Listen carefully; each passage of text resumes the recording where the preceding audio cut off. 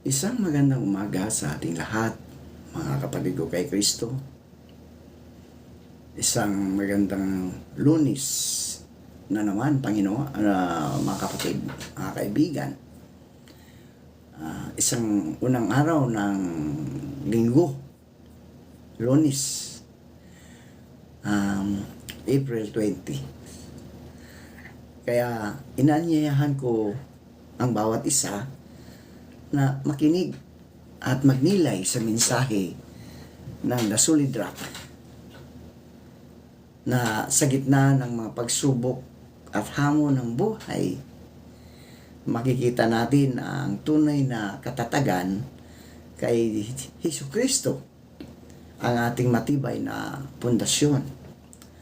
Halina't buksan natin ang ating puso at isipan at hayaan nating ang mensahe ng Panginoon ang magbibigay sa atin ng pag-asa, ng lakas at panibagong pananampalataya. Makinig tayo at maranasan ang kapayapaan nagmumula sa Kanya. Samahan ninyo ako sa pananalangin. Aming dakilang Diyos, lumalapit kami sa iyong presensya na may pagpapakumbaba at paggalang. Salamat po sa pagkakataong ito na kami ay iyong binigyan ng lakas, ng buhay. Ginising mo kami, O Diyos, mula sa aming pagkatulog upang makinig at matuto ng iyong mga salita. Panginoon, buksan mo po ang aming mga puso at isipan upang kami ay maging handa sa pagtanggap ng iyong mga aral. Linisin mo kami sa anumang alalahanin, pagod o pagdududa na maaaring makagambala sa aming paglapit sa iyo.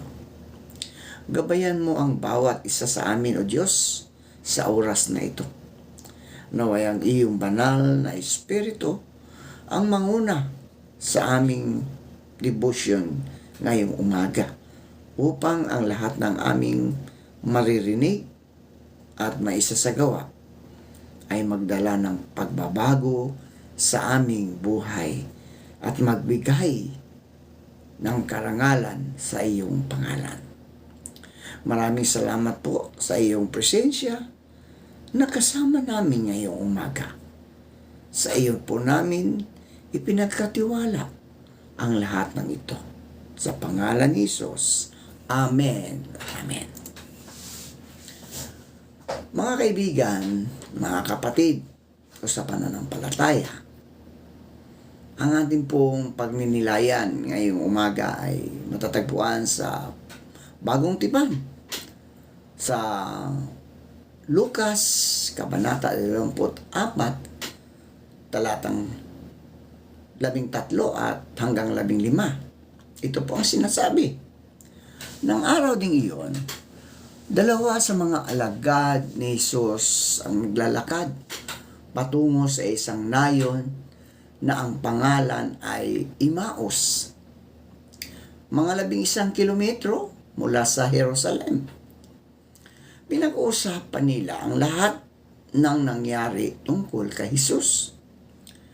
Habang sila'y nag-uusap at nagtatalo, si Jesus mismo ay lumapit at nakisabay sa kanila sa paglalakad.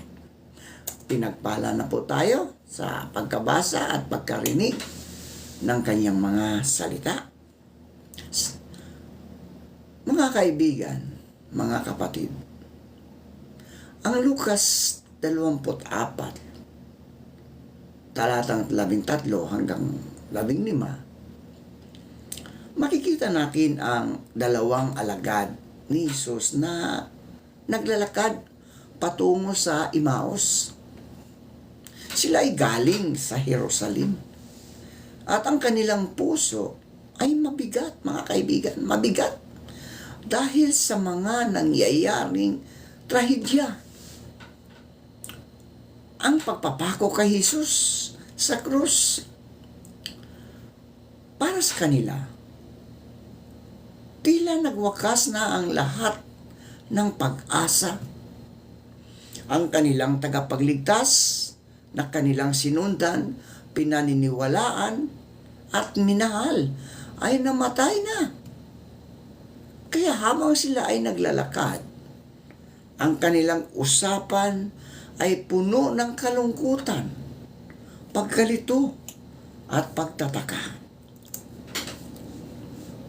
Sinasabi sa talata na sila ay nag-uusap at nagtatalo.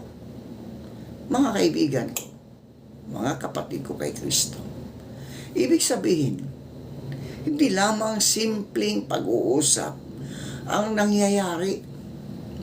May kaguluhan sa kanilang isipan.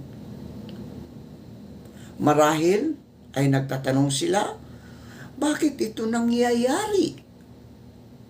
Totoo ba ang lahat ng pinaniniwalaan natin? Nasaan ang Diyos sa gitna ng lahat ng ito?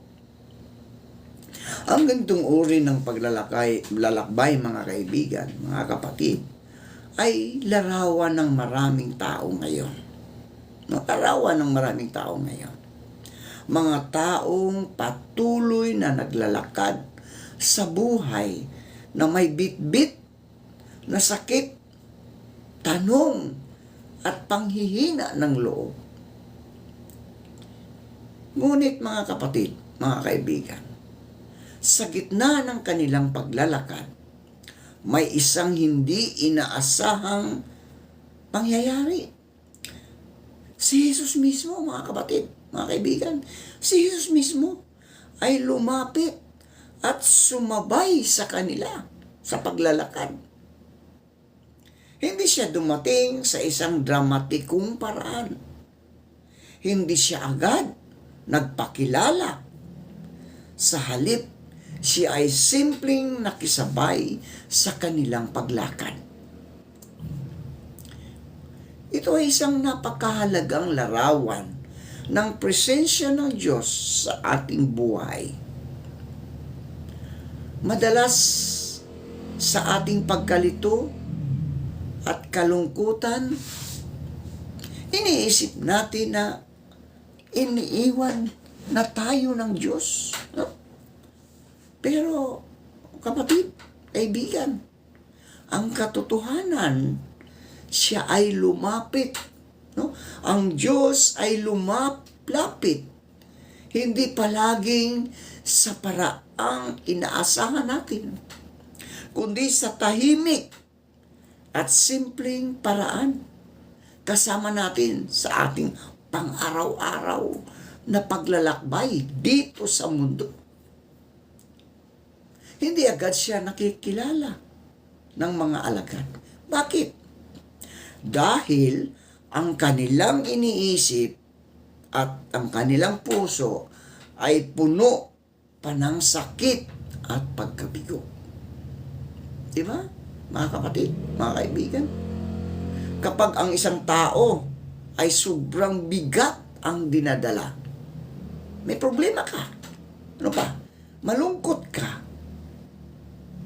Minsan ay hindi niya agad o hindi natin agad nakikita ang presensya ng Diyos sa ating paligid. Di ba? Ngunit hindi ibig sabihin, mga kapatid, mga kaibigan, na wala siya doon. Wala siya sa ating tabi. So, ang mensahe ito, mga kapatid, mga kaibigan, ng talatang ating binasa, malinaw na ang Diyos ay lumalapit kahit hindi natin siya agad napapansin. Di ba? Napapansin. Hindi ba ninyo napapansin kapag ang may pagkakataong tayo may mga dinadala sa ating buhay, mga problema, kabigatan, kapag tayo ay nananalangin, di ba? Naiibsan agad ang ating daladala. Bakit? Kasi ang Diyos lagi nating kasama. Yan ang pangako niya sa bawat isa sa atin, na hindi niya tayo iiwan ni pabayaan man. Hindi siya umalis sa gitna ng ating pagdurusa. Hindi siya umalis. Ang mga ordinaryong sandali ng buhay ay maaaring maging lugar ng pakikipagtakbo kay Jesus. Kung pakikipagtakbo kay Jesus, mga kapatid, mga kaibigan, pananalangin. Iluhod mo sa Diyos ang lahat. Ang Imaos na paglalakbay ay paalala na ang buhay ay hindi laging malinaw. Iyon ang totoo, mga kaibigan, mga kapatid. No? Ang buhay ay hindi laging malinaw. May mga panahon ng pagkalito, may panahon ng mga tanong, at may panahon ng panghihina ng loob. Ngunit sa bawat hakbang, si Jesus ay maaaring kasama natin, tahimik na gumagabay, nakikinig, at naghahanda na buksan ang ating mga mata sa katotohanan ng kanyang presensya. Sa katapusan, mga kaibigan, mga kapatid, ang Lucas 24, talatang 13 hanggang 15, ay hindi lamang kwento ng dalawang alagad. Ito ay paanyaya sa atin, mga kaibigan. Paanyaya sa atin na kilalanin na sa gitna ng ating sariling paglalakad patungo sa Imaos, si Jesus ay laging malapit. Laging malapit ang ating Panginoong Jesucristo. At siya ay patuloy na lumalapit upang ibalik ang pag-asa, linawin ang pagkalito, at buhayin muli ang pananampalataya sa bawat isa sa atin. Tayo po ay manalangin.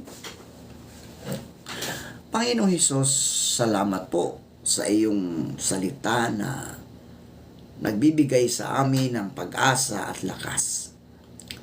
Tulad ng dalawang alagad na naglalakad patungo sa Imaos, madalas din po kaming naglalakad sa buhay na puno ng kalungkutan, puno ng problema, pagkalito, at mga tanong.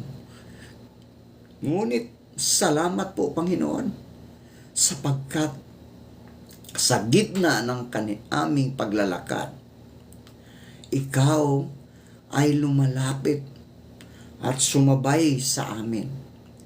Kahit hindi namin agad ikaw nakilala. Panginoon, turuan mo po kaming na makita ka sa aming pang-araw-araw na buhay. Lalo na sa mga sandaling kami ay nanghihina at nawawala ng pag-asa. Kapag kami ay nalulungkot, samahan mo po kami. Kapag kami ay naguguluhan, liwanagan mo ang aming isipan. At kapag kami ay pakiramdam na mag-iisa, ipaalala mo po na ikaw ay laging malapit, hindi kailanman lumalayo. Buksan mo po ang aming mga mata upang makilala ka sa bawat hakbang ng aming buhay at palakasin mo ang aming pananampalataya na magtiwala sa iyong presensya kahit hindi kaagad namin nakikita. Maraming salamat po, Panginoon, dahil hindi mo kami pinabayaan sa aming paglalakbay. Sa pangalan ni Jesus, Amen at Amen.